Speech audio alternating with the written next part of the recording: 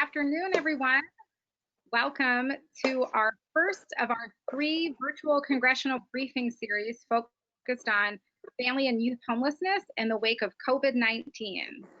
Today's congressional briefing will feature youth voices and a youth panel, as well as Congressman John Yarmuth from Kentucky and Congressman Don Bacon from Nebraska. First, I'm going to cover tech. So next slide, please. Oh, sorry. First, the co-host of this congressional briefing series is SchoolHouse Connection, First Focus Campaign on Children and the National Network for Youth, as well as Family Promise. Next slide, please. So for those of you who are not familiar with GoToWebinar, I'm going to briefly go through how to use this technology. So this webinar is for you. As we go throughout the content of this congressional briefing, we really ask questions. So you'll see on the control panel, you'll see a questions box that you can click on. So please enter your questions in there and hit send. Throughout the briefing, we're going to do our best to get 2 questions and answers from you all towards the end of the congressional briefing. You'll also see on the control panel that there are handouts posted. So we have 4 different handouts. One is a PDF of the PowerPoint for this virtual briefing, and then there's 3 different policy fact sheets as well. This webinar will be recorded and will be archived, and it will be available on SchoolHouse Connection's website and National Network for Youth website. Also, if you've signed up for this webinar, you will receive a link to the recording approximately an hour after the webinar has ended. Next slide, please. So today we're going to start off with some remarks from our special invited guests from the U.S. House of Representatives, and then we're going to have a youth panel discussion facilitated by Jordyn from SchoolHouse Connection, and then we're going to open it up to some Q&A, and I'm going to do a wrap up with some high-level policy recommendations. So now it is my pleasure to introduce Congressman John Yarmuth to speak. We are so grateful for his long-standing leadership in fighting for targeted support for children, youth, and families experiencing homelessness. Representative Yarmuth. Well, thanks, Darla, and thanks very much to the National Network for Youth and for all of the affiliated organizations for putting this program together and for your work on behalf of America's youth, specifically vulnerable youth. It's an honor to be with you. It's an honor to be here with my colleague Don Bacon, and it's exciting to work across the aisle on something that is so important and can benefit so many people. I came upon this issue almost by accident, but not really, because the way I was first introduced to the challenges of runaway and homeless youth was through Safe Place, which was founded in my district and is still based in my district. And it was very enlightening for me and very compelling for me to visit Safe Place and to meet with some of the young people whose lives have been saved. And that's not hyperbole. They literally were saved by the programs run by Safe Place, and also through homeless and runaway and homeless youth. So I got involved in that issue my first term. I was the sponsor of the reauthorization at that time. This act goes back to 1974, and have been very much involved in it ever since. And one of the truly most meaningful moments of my congressional career, and I'm now in my 7th term, was when we had a hearing in the Education, then the Education and Labor Committee, and we brought a young man named Robbie from my district, and Robbie told his story and how his life had been turned around by these programs. And literally everyone in the hearing room, Republican, Democrat, staff, the committee clerks, and those who were there in the audience were in tears listening to his story.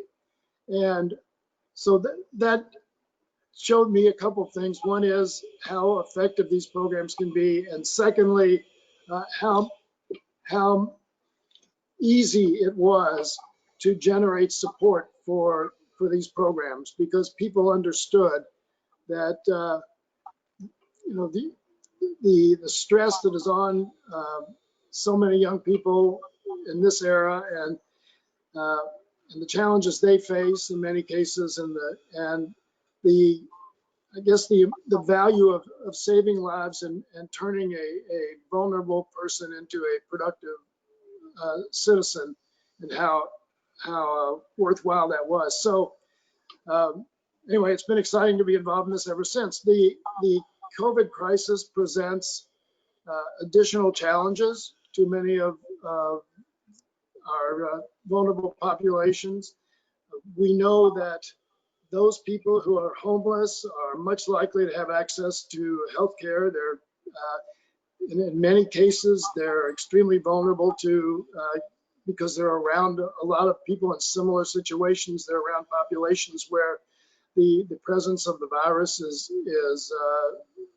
more frequent, and the extent of knowledge as to what to do to either prevent catching the virus or dealing with it once you've got it, or even testing to see if you've gotten it, is much less among this population. So in this day and age, it is so important to support these programs, but also to listen to the people who are affected and the people who have friends and so forth who have lessons for us policymakers, who can then take them and try to tweak our policies and our investments to better accommodate those people in need. I want to say one other thing. This is probably not typical, not characteristic of Don Bacon's district, but I have in my district, which is the city of Louisville, essentially, I think we're the 16th largest school system in the country, and about 100,000 kids. And even in normal times, about 10,000 of our 100,000 kids are homeless, and many, many more are in a category where they are shuttled around from home to home, grandparent to aunt, so that in my district, 50% of the kids in Louisville public schools change schools at least once during the year. So, I mean, they have enormous challenges in terms of access to technology, in terms of continuity of instruction, people who understand their learning techniques, their abilities, their weaknesses. So when you take a setting like mine and you overlay the general population problem with runaway and homeless youth and the incidence of abuse and so forth, you can see clearly how this is such a significant thing to me. So I'm just glad to be here. We are fighting every day for programming, for funding. We're in the appropriations process right now for fiscal year 2021. We are, I think the labor age appropriations bill was just reported out today. It had a $7.5 million increase in the bill for Runaway and Homeless Youth Act, and then an additional on the Education for Homeless Children and Youth program, which I know is important to a lot of you. There was an increase of 1,150,000, which was a small increase, and we're going to push for more. So obviously we're spending money as if we have the printing presses going full speed these days, and which we do. And so it's going to be, funding is always a challenge, but again, this is the type of investment that I'm convinced, and I know Don is as well, is the type of thing that pays off many times over for every life that we're able to save. So we're going to keep pushing for that, and I look forward right now to shutting up and listening to both to Don and then the others involved who are in the trenches every day, who are working with these programs, so I can learn better as to what we can do better. So thanks for allowing me to be part of it. I look forward to the Q&A later on. And now I'll go into listening mode. Thank you so much, Congressman Yarmuth. We really appreciate all your work. Now it is my pleasure to introduce Congressman Don Bacon to speak. Congressman Bacon has been a champion of children experiencing homelessness. I'll hand it over to you, Congressman. Oh, you're on mute, I think. Thank you. I was trying not to make noises while John was talking, but got to remember to turn it back on. So I want to thank, first of all, it's a pleasure to be on here with Congressman Yarmuth. My wife's family's from Greenville and Paducah, Kentucky, so I got a lot of Kentucky roots. And he is absolutely right, John. So I want to appreciate first of all, I appreciate your comments that this really is an issue that transcends party. You know, we all know that we need to have a quality and good foster care program. And this is not a Republican or Democratic issue. And I've worked on a couple bills with John, who's with us, who just was on, Mr. Yarmuth. I've also been on a lot of bills with Karen Bass, who's from Los Angeles, California. And also Jim Langevin is another guy that I've partnered with on quite a few different foster care bills. And so I like it. To me, it is an opportunity to do something noble and right. And it's something that bonds Republicans and Democrats together. So I'll just say that right up front. I do thank the Youth Leadership and Scholarship team for putting this together, and the SchoolHouse connection for doing this today. And I look forward to also hearing our four panelists behind the two of us that just spoke. My connection to this was when I did 30 years in the Air Force, and my dad became a foster parent, but wasn't foster to adopt, but he helped probably about 10 different children during the course of his doing foster care. And that was sort of my first, initiation of what's going on. And frankly, what I learned was, there was folks looking for, their permanent home or their lifetime family.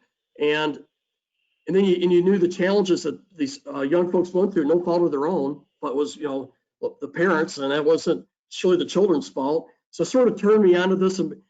And I would say, secondly, my faith-based background, I'm a Christian. I feel like we have a responsibility to do something here to support children who are in need and need a loving home. And so that's sort of my foundation. So at the age of about 40 years old or 45 years old, I have to go back, and I was actually 40 years old when I started the foster care program myself. I was a lieutenant colonel in the Air Force in Washington, D.C. area. And we ended up having two foster kids that we ended up adopting. And they were 8 and 9 years old when they became part of our family. I already had 2 older sons, my wife and I did.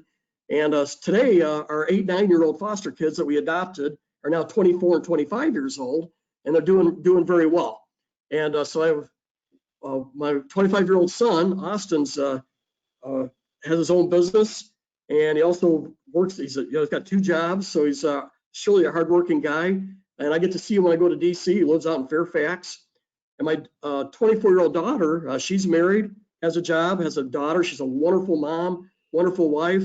And one of my takeaways from this is when you invest in people, good things happen. And it's a joy for me. I hope I live another 30, 40 years, we'll see, but it'll be a joy that I'll always carry with me, that we've had some positive impact there. So that's what got me involved with the Foster Care Caucus in Congress when I got elected in the 115th Congress, because I know there's a need there. Our goal is to have loving families, and if families are struggling, to help provide the support to heal, but sometimes it can't be healed. And so it is imperative that we have a quality foster care program, and it's largely state driven. So it always makes it a little complicated, our role at the federal government level, but I'm not above trying to figure out how the federal government can help out states do a better job here.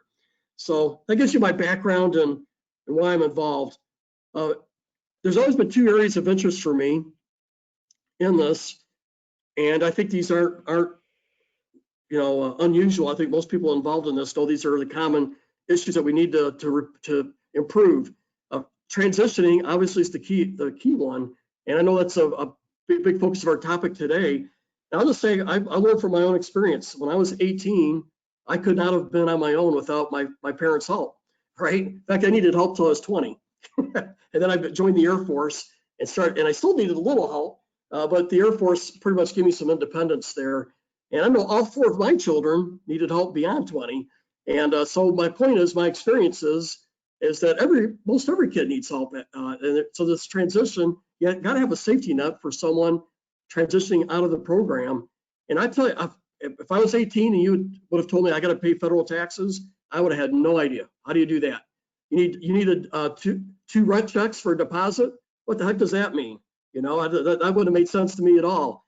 And how to get health care, I would have been clueless where to go get health care. And so I would have needed not only the financial help, but just the counsel and wisdom to know how to proceed and become independent. And I think everybody needs that. And thankfully I have parents to do that, but not everybody has that. So we have to find a way to ensure that we successfully provide all the tools that we can so our young foster youth, as they transition, have a lifeline and a transition that is successful so that they know where to get the resources possible. And I think, you know, we need that for housing. Housing is hard. If you got to have a double deposit for a rent, that's a huge challenge. So we need to find a way to help folks transition and have a good housing plan that helps them find a good place to live, and we don't find, and so they end up homeless, which we know that the #1 homeless denominator is, you know, our foster care youth, which is a real shame in my view. We also got to find ways to help out folks get an education and a trade, right, or whatever interest areas there are, and so we want to help out with that as well, because a good education, a good trade, or whatever skills that we can do so people can make a good living, that is a lifetime of independence. And then we're helping out that individual have a successful family of their own when we do that. I also say healthcare is an issue. I shared with some of the folks on here before we went live that I was recently talking to a young adult who was through foster care and transition. He told me for 3 years he didn't have healthcare. I go, that's terrible, but you had healthcare. You had the community health center right there. He goes, I know, but I didn't know that at the time. No one told me. So that's part of the deal, is helping connect our folks transitioning to resources so we know where to get help and where to get the care needed. So I really feel like that's a big part of what we got to do. So transitioning is near and dear to my heart, because I fully understand just from my own experiences why that's important. And then other thing that I worry about is sibling connections. I really find that I'm the oldest of 9. My best friends are my brothers and sisters, and to have been separated and maybe not know where they're at would have been very traumatic for me. So we need to find a way to improve those sibling connections so that families there beyond the foster care time frame. I know John or Congressman Yarmuth already talked about this, but I'll just mention 3 things I think we've done through the COVID, because we know that COVID exacerbated some of these problems. We did put $25 million in the CARES 3 bill, which was to help out homeless youth, primarily focused on our foster care youth.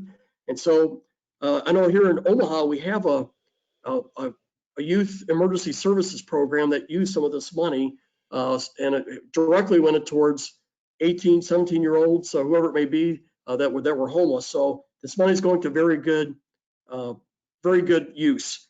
Secondly, Congressman Yarmuth and I have partnered on a couple of these bills, but I'm original co-sponsor for HR 6848, which is the Bipartisan Pandemic Protection Bill, and basically extends the Chaffee program during COVID so people aren't cut off as they reach a certain age point.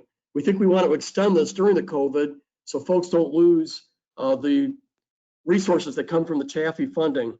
And further, I'm also a original co-sponsor in HR 6766, which increases funding for the Chaffee program, but also extends Medicare for those in the foster care program until they're 26 years old. And I'll just close on this. We know in the ACA, we put in the bill that folks can stay on their family's health care through 26. But how does that help someone that's in the foster care program, right? So that's why we want to extend the Medicare program until they're 26 as well. So you get a similar coverage or protection for those who were in the foster care program. So I'll close with that. Just say it's a privilege to be on here. I always learn from this. So I'll be taking notes, and I look forward to being a good listener at this point. And I thank again, John, for partnering with me in this program and so many different bills and things and letters that we've worked on seeking funding. So thank you for the time. Thank you so much, Congressman Bacon. It's great to hear such a personal connection from both you and Congressman Yarmuth and your passion for our issues. So without further ado, I'm going to hand it over to Jordyn Rourke, the Director of Youth Leadership and Scholarship at SchoolHouse Connection, who is going to be moderating our panel discussion. And I will also be going on mute and taking notes. Hi, everyone. As Darla mentioned, my name is Jordyn, and I direct SchoolHouse Connection's National Scholarship Program. My passion for serving and working with children, youth, and families experiencing homelessness stems from my own experience as an unaccompanied homeless youth. As Representatives Yarmuth and Bacon shared, in general, it's difficult for vulnerable populations, but we know especially so for children, youth, and families experiencing homelessness, and even more so, especially now that the COVID-19 outbreak has happened. And so today we will be hearing from 4 or 5 panelists, if our 5th is able to join, and talk about both their experiences of homelessness as well as how the COVID-19 outbreak has impacted them.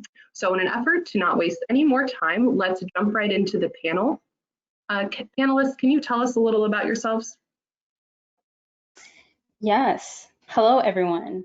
My name is Christine Delianne. I'm 19 years old.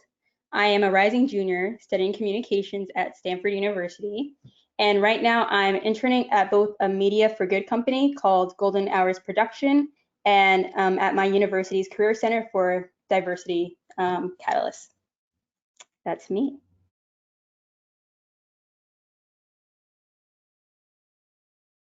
Howdy, my name is Han Johnson, and I am a rising junior at Weber State University, studying archaeology and environmental studies.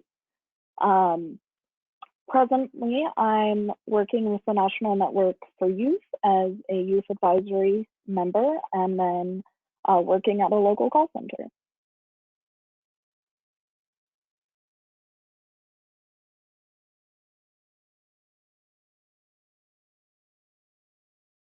Okay, Anthony, you can go next.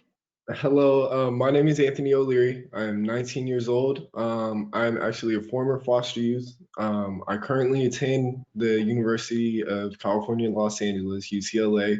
I just finished my first year. I'm currently studying sociology. I'm definitely interested in getting into the sports management field once school ends. And that's just a little bit about myself.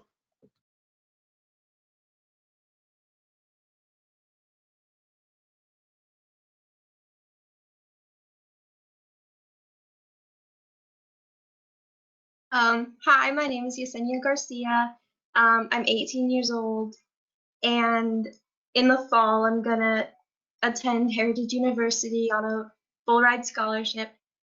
What else? Oh, I work at Swan Vocational Enterprises. It's a vocational training program for Native youth on the Yakima Reservation. Yeah, that's me. Awesome. So now panelists, can you share a little bit about your experiences of homelessness prior to COVID-19? For sure. My experience has been cyclic. I've moved 18 times in 19 years, transitioning between housing rentals, shelters, and motels. The period of homelessness that is the most distinct in my mind, I'd say, is when I slept in a storage unit for 5 days the summer before my junior year of high school. What happened was my family was evicted from a motel because we were short on cash. My mom was working as a nurse, but her next paycheck wouldn't come for another 5 days, and the owners weren't going to wait. So we reached out to shelters, we were turned away, and we were renting a storage unit where we kept our non-carry-on items, and having nowhere else to go, we decided to sleep in it. And while my mom would leave for work at like 6 a.m., my sisters and I would walk with her to the train station, and then walk to the public library to wait for it to open. We had $12 to ration over the span of those days. So we sustained on like $1 hot dogs at 7-Eleven and hot fried chips. And we relied on the public library to wash ourselves, change our clothes, and work on our summer assignments because the grind does not stop.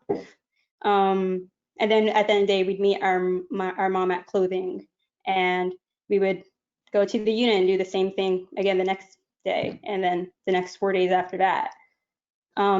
We survived, eventually getting into a motel, but the stress didn't go away. I think the hard part about constantly moving from place to place is never knowing when the rug is going to be pulled out from beneath you. Maybe that last paycheck isn't going to be enough, and you'll find yourself free falling without a safety net, scrambling to be in a good position to stabilize yourself for what comes next. So that's just a little bit about what I went through. Ooh. So my homeless journey started almost exactly 3 years ago. I grew up in an extremely abusive situation with a single mother who had unmedicated mental illnesses. When I was in 7th grade, I had first reported my abuse to the proper authorities, to the Department of Child Services. And because I was expected to have good grades, and I did have good grades, the social worker who was assigned to my case laughed at me and said children with straight A's aren't abused. So after that, I realized that there wasn't really a government agency that could help me. So flash forward a few years to the summer before my senior year of high school. And I was at a point in my life where I thought my mother was either going to kill me or I was going to kill myself. She had been waving knives around at me and threatening me and completely like eliminating my self-esteem. So I didn't have much hope. I knew that I didn't want to die though. So I packed a bag and I ran away. By sheer chance, I had heard about our youth shelter in the community that opened only a couple years before that. And I was able to go to that shelter and stay there for the duration of my senior year of high school. Some of the challenges that became during this time was, getting to school by myself. There wasn't really like shelter resources, and then being fully responsible for myself without like any familial support and stuff like that.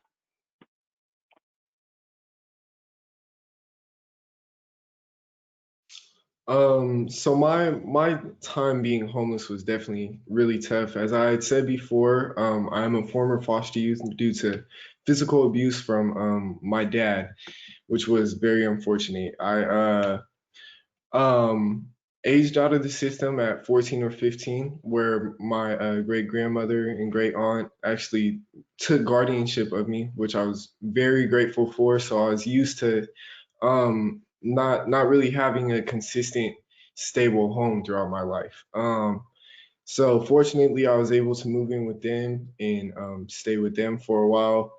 And eventually, I returned back to my dad, who was actually working a custodian job at San Diego State, which definitely wasn't enough to live in San Diego, even on terms of Section 8 and living in affordable housing. So unfortunately, about 3 or 4 years ago, we were evicted from our apartment, having to go from hotel to hotel, to sometimes even having to stay in the van, which was very tough. And during this time, I was also with my brother, which was probably the most standout moment through it all, because me and my brother actually have a really strong bond.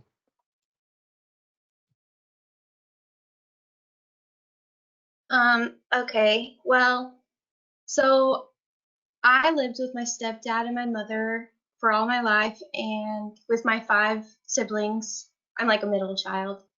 And one summer, like I think it was like my 7th grade. My stepdad said that he didn't want to work anymore. He just wanted to fish on the river to like, because that's what he loved to do. So we just packed up and we moved. We had 2 tents, one big one for me and my 5 siblings and one for my mom and dad. And we ended up losing our house because of it. So we ended up just having to live in those 2 tents down in this like camp area by the river. We had like a communal bathroom, and we practically just worked to live.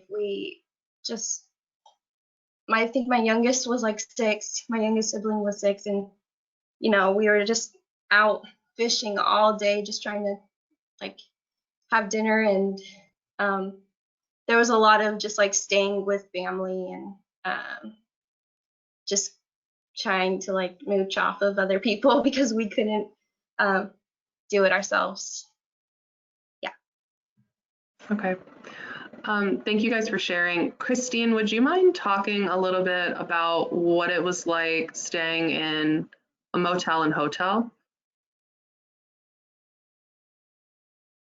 Yeah, it wasn't the best situation, primarily because the hotels that we could afford to stay in were often, I guess, I don't want to say sketchy, but not the safest.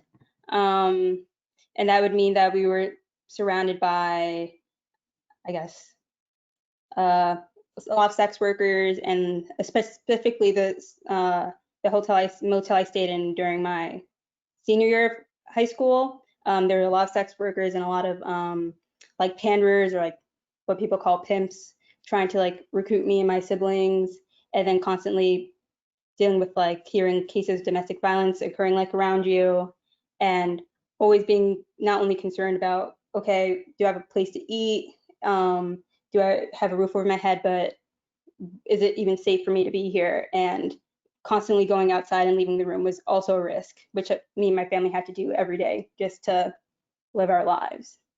So. Thanks.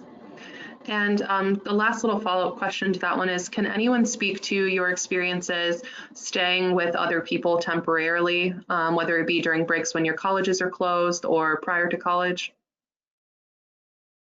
Yeah, I can absolutely talk about that.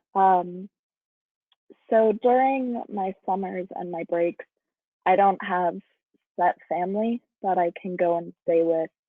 And so last summer I was able to do a conservation corps internship and spent, my entire summer living in their provided housing, which is a tent out in the middle of nowhere.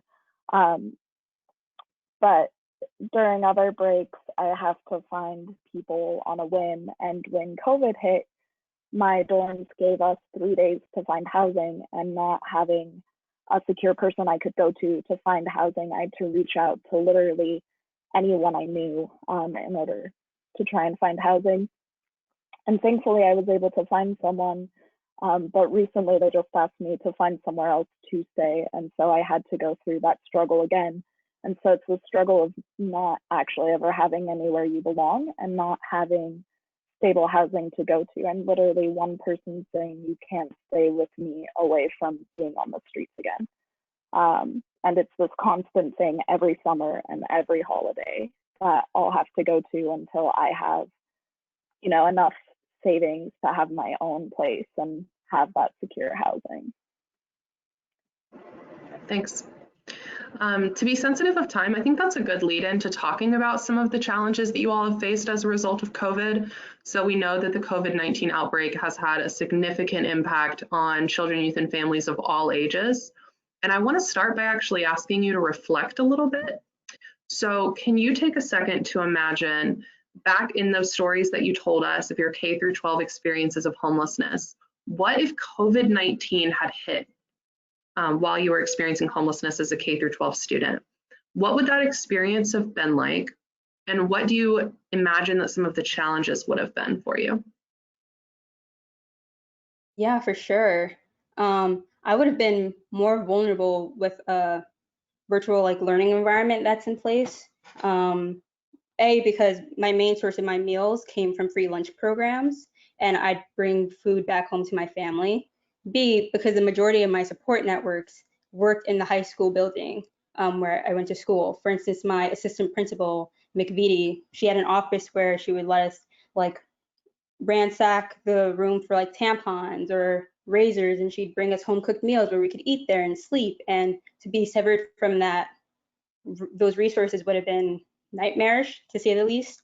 But C, and I kind of touched on this previously, school acted as a partial shield from the violence and abuse I was exposed to where I was staying. Like, even though I was staying in a motel and we had a secure roof over our heads, the situation was still scary.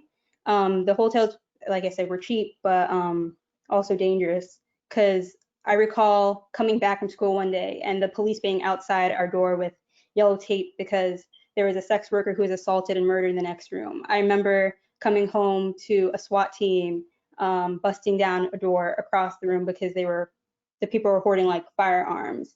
And like, again, like hearing domestic violence in cases happen all the time. And even considering how people interacted with me while I was in those spaces.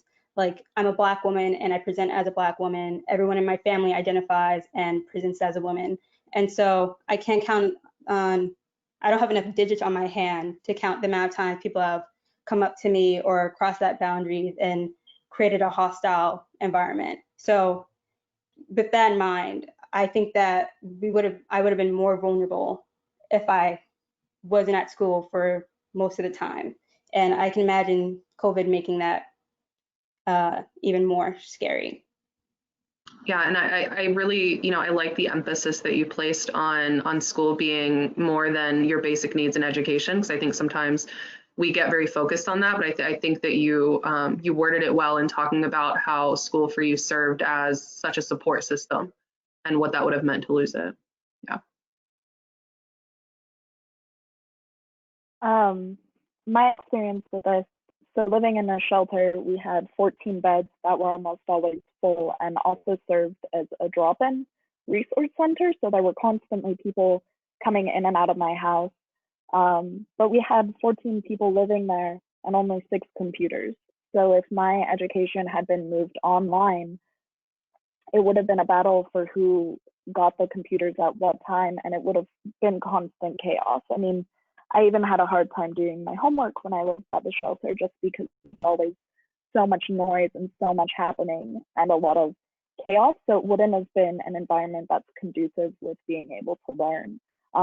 Even before I was homeless, if I had been stuck at home during quarantine with my abuser, I don't know if I would have survived that period. Summers, I was always doing school activities as well, because school was my safe space. And having that safe space completely taken away would not have been a good situation at all. Yeah, I definitely agree with everything all the other panelists say. Along with that, I think just going through these unreal experiences already in being homeless and going through a time that nobody really understands just in general would be even crazier. In my situation, technology wasn't really available. So for students who are learning virtually on their laptops and things of that matter, I think it would have been nearly impossible for me to get the education I needed. And along with what Christine said, school was definitely kind of a getaway for me. Living in a house where physical abuse was very common, spending that many hours in that home would be even more worrisome to what could possibly occur. So I think just having that education that we needed, obviously to learn, but also as our second home in a way, would be taken away from us without things like Wi-Fi and things like that. Yeah, I agree with what everyone said. When I was living there, like I don't know how I would have made it either. Like with so many siblings and both of my parents were like drug users, and my stepdad was abusive, and there was multiple people in our camp that were like sex offenders, and I was definitely sex abused and being trapped in that camp. Yeah, I don't know how me or any of my siblings would have survived living there for that long, or still, yeah. And there was definitely like, we lived off of generators. So we would only have like an hour of electricity like per day. So I don't know how like we wouldn't have done online learning because we just couldn't. Yeah. Yeah. And Han and Anthony and Yesenia, I think all three also brought up an interesting point that for them it would have gone beyond access to laptops or even hotspots. Like, yes, that would have been like a huge barrier, but even given the concrete basic resources, the chaotic and often abusive environment, it sounds like would have caused some significant barriers, and just the loss of a safe space and that support system, I think would have been huge. So now that you're in college, we know that COVID-19 has impacted you. So not reflecting, but more so just talking about what's actually happening now. So how has the COVID-19 outbreak impacted your housing, your education, and your health? Yeah, for sure. Again, I was uprooted from my previous learning environment, and I now rely on my house for resources that I received on campus that simply don't exist here. And during the rest of the semester under COVID, I was constantly juggling my school obligations and the stress of my mom being an essential worker and the only COVID designated hospital throughout Brooklyn, and my sister being immunocompromised. And I think that definitely impacted me and how I interacted with like my schoolwork and even my mental health. So to put it briefly. Yeah.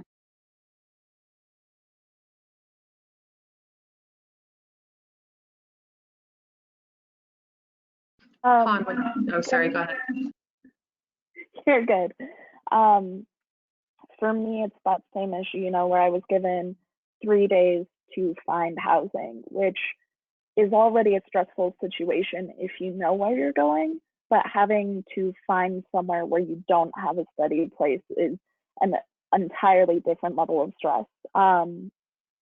Another factor that played into COVID right now is the CARES Act funding that schools were supposed to distribute. My school sent us an email that our applications for the funding were due that day, and that it was first come, first served. And they sent this email and gave us like a 3-hour window to apply for this funding that I desperately could have benefited from. And then you just add, experiencing housing insecurity with the added stress of there being a global pandemic and stressing about what it's going to be like if you have to be on the streets and how you're going to protect yourself both physically from other people, but also from the virus. So it's been an absolute downer for my mental health. Yeah. Yeah, definitely. I think everything everybody else said is definitely true, especially in my situation.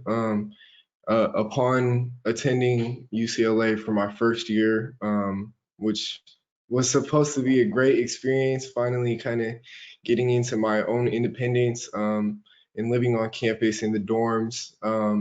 Unfortunately, when COVID hit, our housing contract ended. My roommates moved out of the dorm and went back home.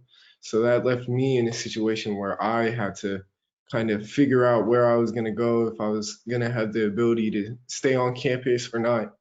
And fortunately, I've had the support systems on campus and off campus. In my great aunt, who I'm temporarily staying with in a 55 and older housing area community, which unfortunately is definitely temporary. In beyond that, on campus, I've had Bruin Guardian scholars who is very involved with former foster youth, and I've found a lot of support systems that I've needed for situations just like this.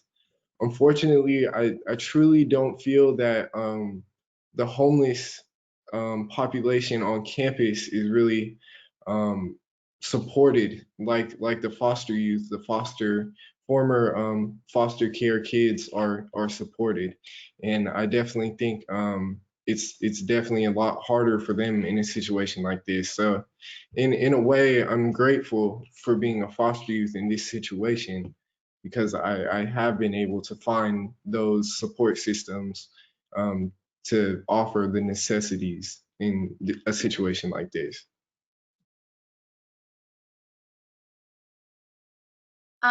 So last April, my mom passed away. So right after that happened, all 6 of us kids kind of just like spread out. Like my grandma would be like, one of you can stay with me, and like kind of just like my family was handpicking us. But luckily my boss took me into her family. So I'm really like just grateful to have a stable home now that I've had for a year now. And I think now just with COVID, I can't see any of my siblings. Like I can't talk to anyone really. I'm just kind of stuck here with this family that I'm living with. I am working gladly, like it's an essential place, but yeah, I don't know what I would just be with some random family member, like probably still getting abused without them. So I'm pretty grateful with my situation right now. Yeah, okay. And I want to wrap up by providing you all a space to talk about where you found support as you navigated your experience of homelessness, and what additional support you still need, and or what would you want people working in policy or providers to know. So just a total wrap up of your final thoughts. Yeah, I love it. I would say, especially in my first year of college, I found support in Schoolhouse Connection, my on-campus first generation low income community, and like my supervisors at the Career Center, and even still like Mckinney-Vento. But I couldn't leverage or didn't know how to leverage resources outside of that. And while like now my situation is getting better, I know a lot of families cannot access government aid or support, whether it's because of red tape, confusion, or like technicalities. For instance, like more often than not, programs serving homeless youth use HUD's definition of homelessness, but that ignores so many children staying with their families, because people staying in hotels or with other people aren't considered homeless under HUD. For instance, like in my case with my family, I didn't qualify for any programs or not many programs, and I still don't qualify for those programs today. In fact, the previous times I filled out FAFSA, the application asks if the applicant is experiencing homelessness, which I was, so I check yes. Or then it asks, are you awarded the state or unaccompanied youths? I'm not, so I check no. And then like an error comes across the screen and saying like, hey, you made a mistake there, buddy. Like you said you were homeless, but then you said no to these 2 data points. It doesn't make sense. And that's because the application is set up in a way that it deems those combinations of experiences as incompatible with the definitions of homelessness it's familiar with. But yes, if you're living in a motel or staying with someone, you technically have like a roof over your head, but you're still bouncing around, you're still vulnerable and require a lot of support to secure permanent housing. Even while I was sleeping in a storage unit, I didn't qualify under those standards. So I think there's a critical need to increase funding or increase programming for youth who land outside of those definitions. Yes, thank you. Thank you. So my biggest support, both in high school and in college, when I was experiencing homelessness, has been the people who are in charge of my scholarships. They've been the people who are there and have been able to connect me with the academic resources I need, which has definitely been useful. But something I would like to see is a homeless liaison for college students, especially when it comes to filling out FAFSA, like Christine said. My peers, it takes them maybe an hour to fill out FAFSA. For me, it can take anywhere from a week to 3 weeks because of all the information I have to gather. I also have an ask for you all to go out into your community and find your local like youth homelessness or foster care provider and ask them what changes they would like to see. Because while we have a panel here of youth with diverse experiences, there's millions of youth with varied experiences all over the nation who need their stories to be heard as well and need their asks to be listened to. Thank you. Yeah, definitely. I think I'll kind of repeat what I said in the last answer. I found support systems on campus through foster care systems that support former foster youth and things of that matter. I found support through scholarships, through people who worked in my foster care case, and family who still lives in California, fortunately. But in a way, I don't think that I would have all of this available to me if I wasn't a foster care youth at some point. And I think that is the matter that definitely needs to be headlined. Because in a way, even logging into my UCLA login, seeing the front page, you don't see support systems for those that are homeless, those that are in need of help, that attend the school every single day. So yeah.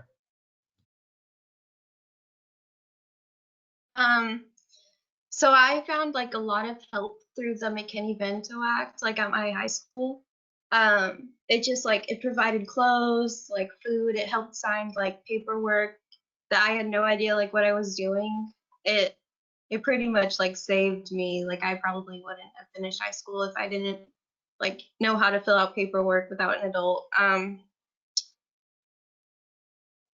I think just like schools and like staff, like just understanding that, yeah, like not all homeless youth are like living in tents like I did. They're like hopping around. Like homeless isn't just like one, I don't know what I'm saying. Like there's like just like a wide like variety of homeless standards, and yeah, just understanding that is important. Absolutely. Yeah, no, you all provided such powerful thoughts. I think just in an effort for us to remember kind of what some of those were, like Christine, I think you mentioning how restrictive some programs can be and the need for more assistance and programs for individuals that might not meet HUD's definition, maybe more like McKinney-Vento programs. And then Han, your takeaway is huge. You know, we have the opportunity right now, all 262 of us, to hear from this panel of 4 students from all across our nation. But what's beautiful is all 262 of us now have the opportunity to go throughout this next year and listen to the voices of those in our communities. And I think that is where true change happens.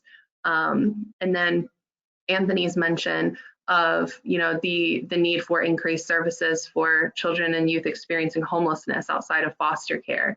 I think that's huge. And then Yesenia, you talking about being identified in McKinney-Vento and the difference that made, and the importance for educators and providers to do that outreach and understand that homelessness looks a lot of different ways. Like, what powerful reflections.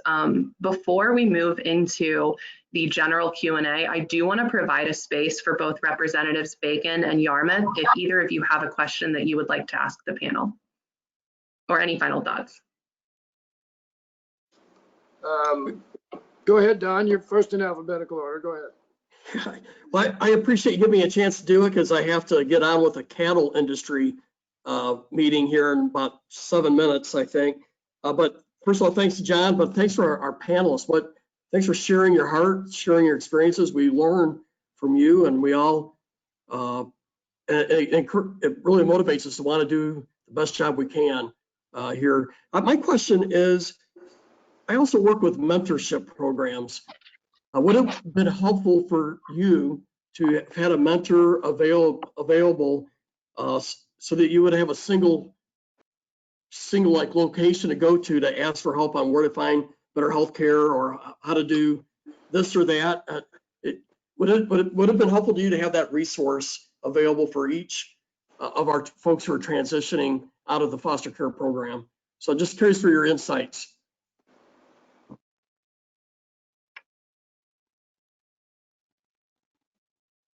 I definitely think it would have been helpful for me to have had a mentor. I had a mentor who was able to help me navigate scholarships, and that's why I was able to get a full ride third-party scholarship. But I didn't have anyone who could help me navigate, healthcare or dental care, or even how to get a library card while being a homeless youth. And those would have been things that would have greatly benefited my experience and my ability to be self-dependent. Thank you for sharing. Would anyone else like to speak to mentoring? I could give a little insight on my situation. Mr. Bacon, I applaud you for being a foster parent. It's truly touching to hear that. I think being in going through the foster care system, I could relate to a lot of things that you were pointing out. My situation, I didn't necessarily have a mentor, but I did receive a court-appointed special advocate, a CASA, in my case, where he was kind of like a father figure in a way, not as much of a mentor, to the effect that he was showing me how to really grow into an adult experience and prepare for things like taxes, healthcare, and things like that. But in a way, he was sort of a mentor. Thank you, Anthony. Appreciate you. Okay. Representative Yarmuth, do you have any thoughts? Oh, wow. Do I? Thank you for your time. Yeah, take care, Don. Yeah. Gosh, so many, I'm not sure I can get them all out. First of all, I am just blown away at the strength that you all exhibit and the confidence that you have. And it's, I'm kind of reliving the scene I talked about with Robbie from my district, and hearing people whose stories are so compelling and who have overcome so much. And you're all going to excellent universities, and your future is certainly far brighter than anyone would have predicted for you. I think knowing how you got to this point, I hate sports interviews where they say, well, what is it that gave you the strength to do that? But do you understand where the strength comes from to overcome these things, because to stay with it and to remain hopeful, because I don't know where, I've been blessed in my life. I don't know where that strength could come from. And is there a way to describe it?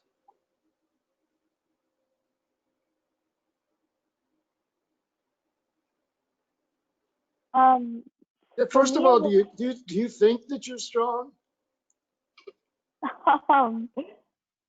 Sometimes I think that I'm strong. Sometimes I go back to the fact that it's just survival.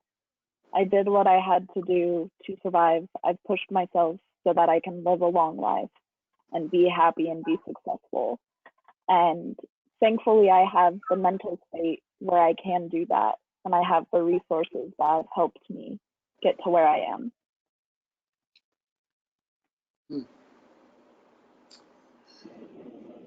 Anyone else have any thoughts on what led to strength? I mean, it's, you probably don't think about that.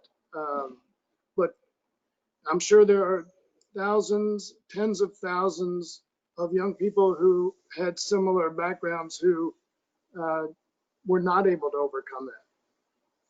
And, Absolutely. so I guess the one question I would ask is, if any, this is not it, but I'll ask you, if any of you ever want to run for office, let me know. Whether you're Republican or Democrat, I won't care. I will support you, because each of you would add immeasurably to whatever public office that you could occupy.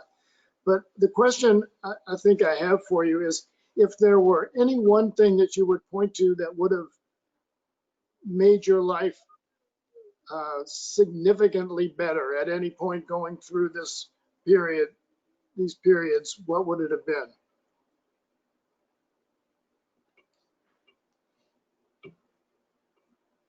I mean, it could be simply, if somebody handed you a bunch of money, it would have been, Don mentioned the mentorship program.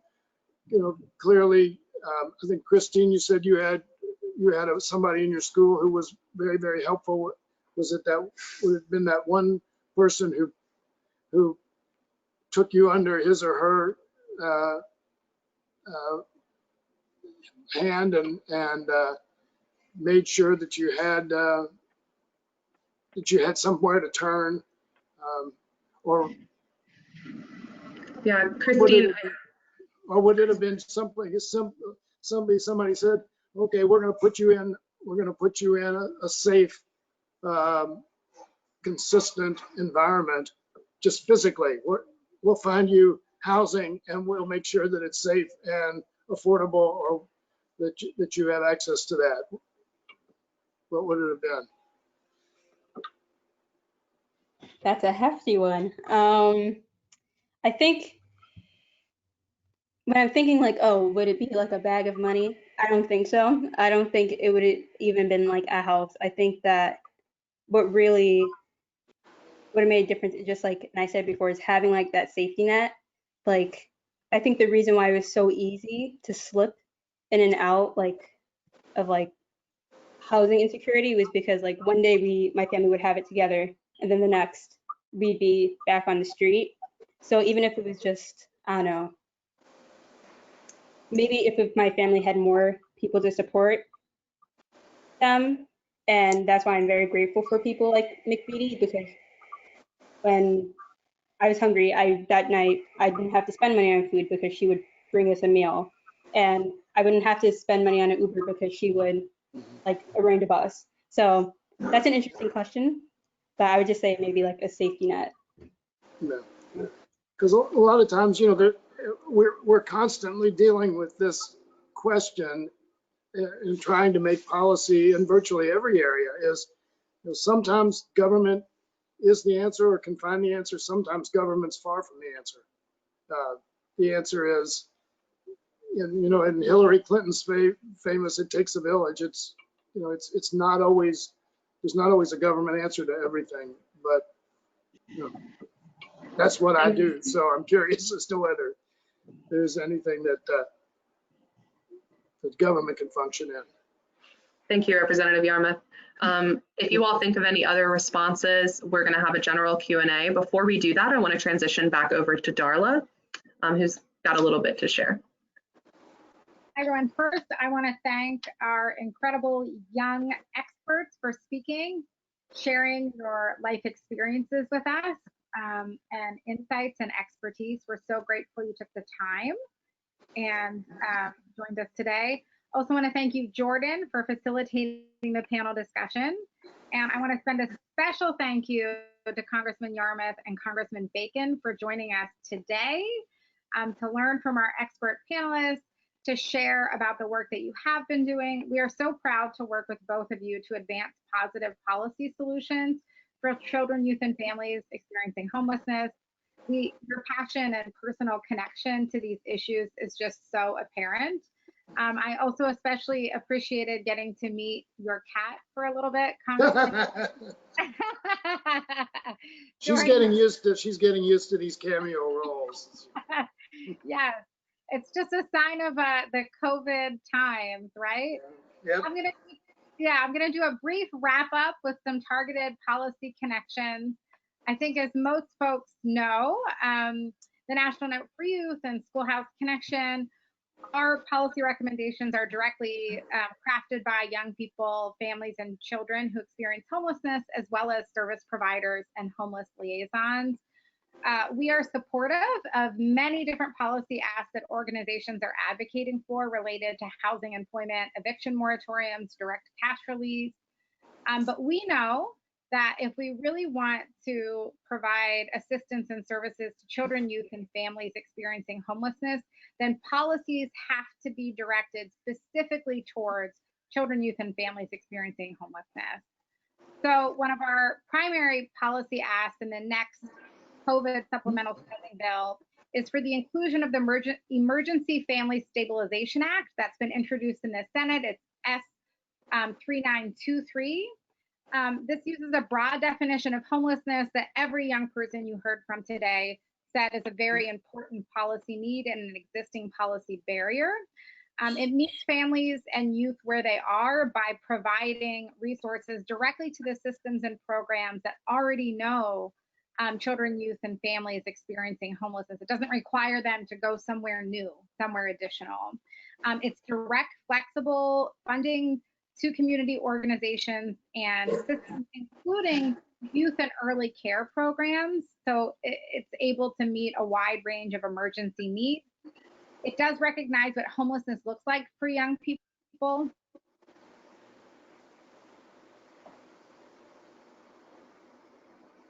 House, all of those forms of homelessness would be eligible to access services under the Emergency Stabilization Act. It would also fill a pretty large gap left by the CARES Act and the HEROES Act. All of the young people you've heard from today, as well as the families they were a part of while they were experiencing homelessness, would not have been eligible to be served with HUD Emergency Solution Grant Funding, ESG. So there is a significant gap in policy as it relates to homelessness, and children, youth, and families are most impacted by the current gap federal response to homelessness. So we do ask that Congress includes the Emergency Family Stabilization Act in the next COVID supplemental and provide $2 billion of funding for this emergency fund. Also, as you heard Han share, she was only able to access support and services and housing through the Runaway and Homeless Youth Act funded program in her community while she was a senior in high school. By and large, most young people and certainly unaccompanied minors are not served by the U.S. Department of Housing and Urban Development. The Runaway and Homeless Youth Act, which provides funding for street outreach, drop-in centers, short-term, long-term housing options, also includes maternity group homes for young families. These programs have been seeing an increase in need when even before the pandemic, as Han shared, most of the time their bed capacity is completely full with a wait list. So we know there's a tremendous need. We are asking for Congress to include $300 million in funding for Runaway and Homeless Youth Act programs to be split between current grantees as well as to fund new programs in communities that don't currently have a Runaway and Homeless Youth Act funded program. And last but certainly not least, you heard about the McKinney-Vento Education for Homeless Children and Youth Act program that funds the homeless liaisons in public schools who, all of the young people who spoke today talked about how vital schools were. School is often the only source of services and support for children and youth experiencing homelessness. Every student experiencing homelessness has a desk and services in school, but most communities don't have a Runaway and Homeless Youth Act program due to the small amount of funding. So we know the McKinney-Vento Education for Homeless Children and Youth program is the only federal education program that removes barriers to school enrollment, attendance, and success caused by homelessness. Local liaisons help identify homeless children and youth, ensure that their school access and stability, provides them with direct service support, and coordinates with community agencies to meet basic needs. Unlike in previous disaster bills, neither the CARES Act nor the HEROES Act provided a dedicated line item of funding for the Education for Homeless Children and Youth Act, despite significantly increased needs. So we're asking for $500 million to be dedicated to the education of homeless children and youth act program in the next COVID supplemental, and at least $300 million for FY 2021 appropriations. I want to invite folks to stay if they have time. We are going to do some Q&A. And we do have fact sheets about all of those policy asks under the handout. And Jordyn, do you have some questions that you want to ask? And we want to, Congressman Yarmuth, thank you so much for joining us. I'm not sure how long you can stay. So feel free to stay for as long as you're able, but also if you need to hop up for your next meeting, that's fine. I appreciate it. I appreciate it. I do have something at 3:30, so I'll have to get off of that. But once again, thanks for letting me be a part of this. And once again, thanks for letting me hear from so many inspirational young people. And it's the best thing that happened to me today, I'll tell you that. So thanks very much for all you do, and all the people who are interested and online watching and listening to these great young people. Thank you. So we only have just a few minutes, but I've gone through the questions, and most of the comments and questions that have come through are big thank yous to, I'll quote one of them. Someone said, totally blown away by these genius young people. So most of the comments that came through were people thanking you for your courage and willingness to share and for your expertise on these topics and sharing how helpful it was. But I do want to share that if your question is not answered, we will be archiving this webinar as well as repurposing it in a written format. So if we don't answer your question now, we may in the written format. But given the tight time, I've got two questions I want to ask you. The first question that came in was, what would you suggest that school systems and providers can do to best support children and families in this upcoming school year?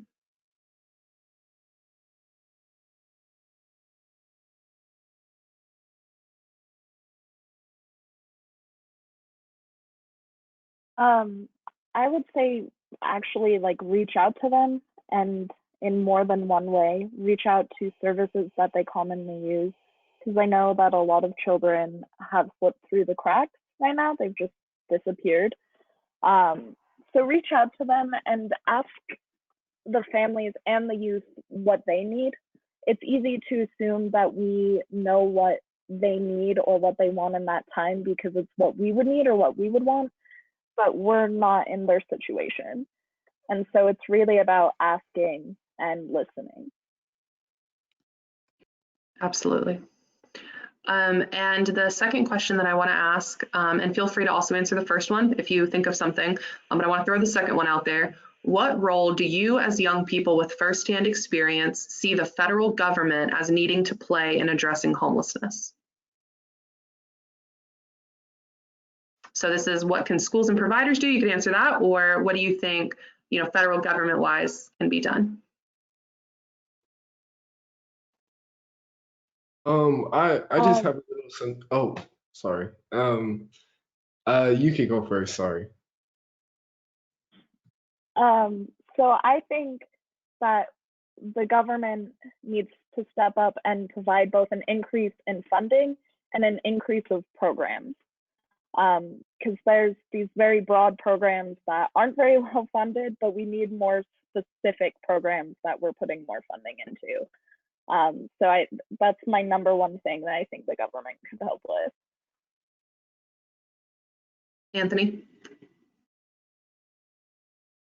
Yeah, definitely. So I kind of have more of an answer for the first one, in just kids and adolescents going to school this next year. I think at this time, it's most important for the teachers and school staff to really use those connections with the students that they built. I think that this is the most important time for those kids that the differences are really being shown.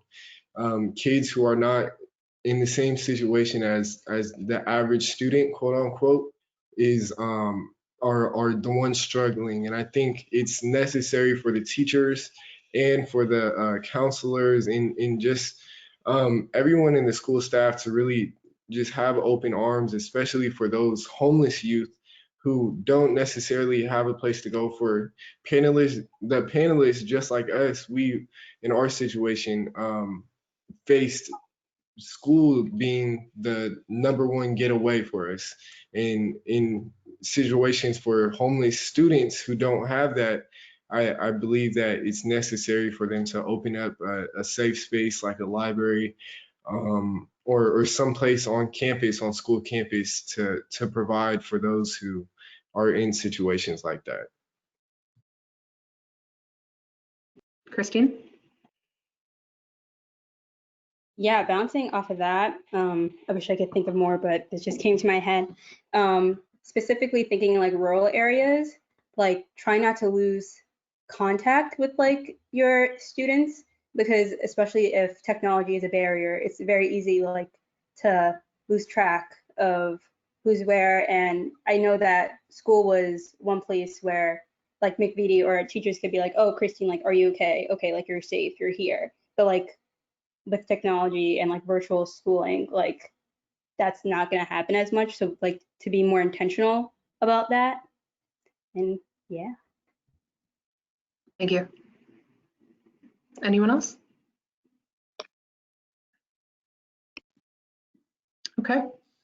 So I want to close out the panel discussion by thanking each of you. I could not thank you enough. I know that it's taxing to tell your story, and I know the importance of that. And I thank the attendees that took the time out of their day to listen to the voices of our panelists. I hope that the words of our panelists inspired you, but I also hope that you go away with a newfound perspective of the expertise that individuals with lived experience carry, because you can replicate panels like this in your local communities. And so I hope that you take this and run with it and continue to listen to the children, youth, and families that are in your lives. So thank you, panelists. You all are incredible. I will now transition over to Darla for our resources and closer.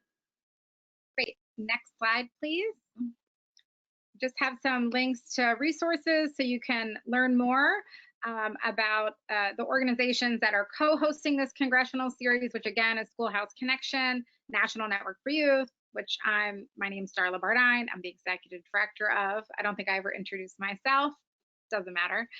Also Family Promise and First Focus Campaign for Children. Please check out their websites, learn more about the work that all of the co-hosts of this congressional briefing series are doing on these issues and more. Also, please sign up for our e-newsletters so you can stay up to date and get reminders.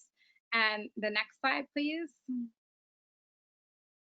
And another way you can stay involved is follow us on all the social media channels, Facebook, Twitter, and Instagram.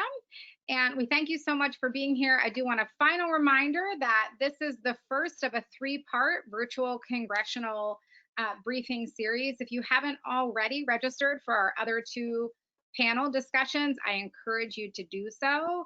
Our next one is taking place on Thursday of this week, so the July 16th at 2 p.m. And that's going to be a family experiences of homelessness focus panel discussion. And then on July 22nd at 4:30 p.m. Eastern Standard Time, we are going to have a service provider panel discussion. So please register. You can go to either of our websites to find the links. Maybe we can put it in the chat box, or it can be included in our follow-up email. But please register for the other 2 briefings in our series. Thank you so much for being here. Special thanks to our young people and our congressional champions who joined us. Have a great rest of your Tuesday, everyone. Thank you. Be well.